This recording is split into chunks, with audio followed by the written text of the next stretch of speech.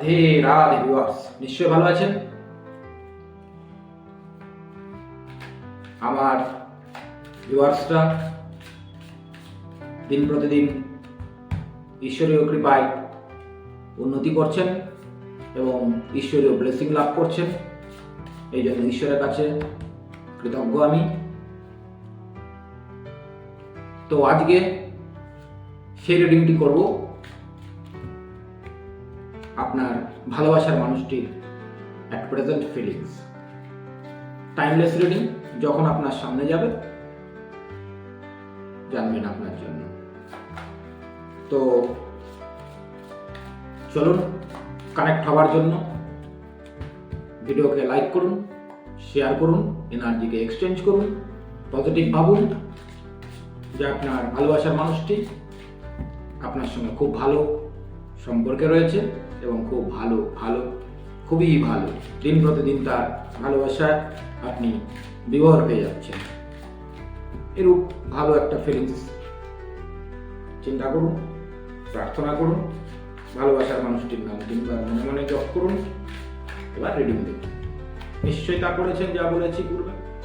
চলুন, রাধে রাধে। আমার ভিউয়ার্স যারা তার ভালোবাসার মানুষটির ফিলিংস জানতে চান, ইউনিভার্স গাইড করো প্লিজ। রাধে রাধে। আমি 3টি কার্ড নেব, 3টি কার্ডেই বুঝতে পারবো যে আপনার ভালোবাসার মানুষটির বর্তমান ফিলিংস কি চলছে আপনার জন্য। রাধে রাধে। আপনার ভালোবাসার মানুষটি বর্তমানে কনফিউজ হয়ে আছে, মাথা কাজ করছে না, কি করবে না করবে সেই টেনশনে রয়েছে। সেকেন্ডলি,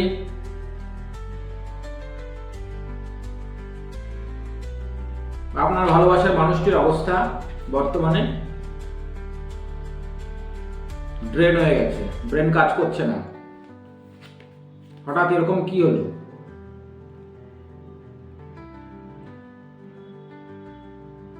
আপনাকে কিছুদিন যাবত হয়তোবা নেগলেক্ট করছে।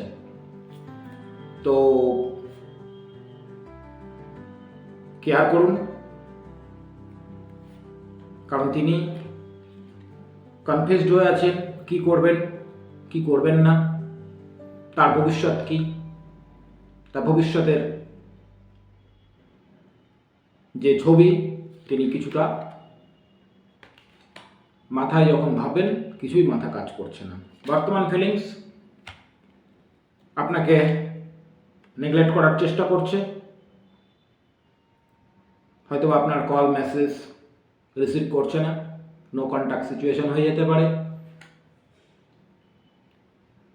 আপনার জন্য ভালোবাসা যেটুকু ছিল বা যা আছে সেটা দিন প্রতিদিন যেন যে কোনো কারণে হোক খারাপ জায়গায় চলে যাচ্ছে। তো কেন এরকম হচ্ছে?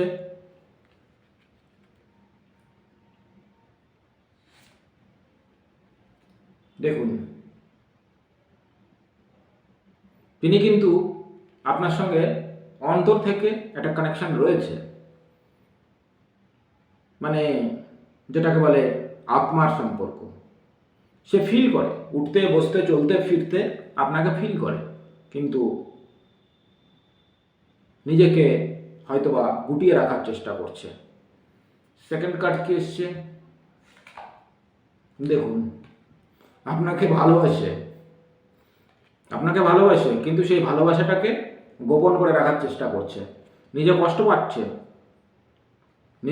পাচ্ছে, শারীরিকভাবে হোক মানসিকভাবে হোক কষ্ট পাচ্ছে, কিন্তু সেটাকে হোল্ড করে রেখেছে, ভালোবাসাটাকে হোল্ড করে রেখেছে, চাপিয়ে রেখেছে, সামনে প্রকাশ করছে না।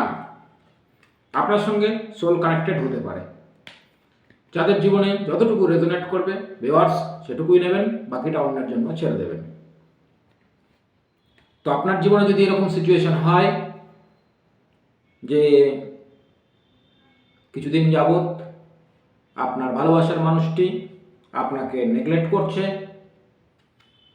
তাহলে বুঝবেন তিনি কনফিউজড হয়ে আছেন, কি করবেন সিদ্ধান্ত নিতে পারছেন না।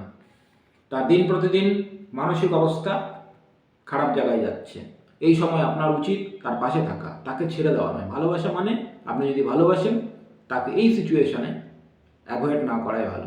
প্রয়োজন হলে সামনে উপস্থিত হন, তার সঙ্গে কথা বলুন, ফ্রিলি কথা বলুন, কী সমস্যা, কী প্রবলেম। কারণ এটা বলার একটাই উদ্দেশ্য, কারণ আপনি যাকে ভালোবাসেন তার সঙ্গে আপনার সোল কন্ট্যাক্ট রয়েছে, অর্থাৎ আত্মার সঙ্গে আত্মার কানেক্ট রয়েছে। তিনি আপনাকে প্রতিনিয়ত ভালোবাসেন, যে ভালোবাসাটা তিনি হোল্ড করে রেখেছেন। আমাদের টাকা পয়সা যেমন ব্যাংকে হোল্ড হয়ে থাকে, তার মানে তো টাকা পয়সা উড়ে চলে গেল না, সেরকম তিনি ভালোবাসাটাকে হোল্ড করে রেখেছেন। দেখুন, একটি মেয়ে পেছন দিকে গোলাপ ফুলটা রেখে দিয়েছে আপনাকে দেওয়ার জন্য, কিন্তু সে দেখাচ্ছে না। তো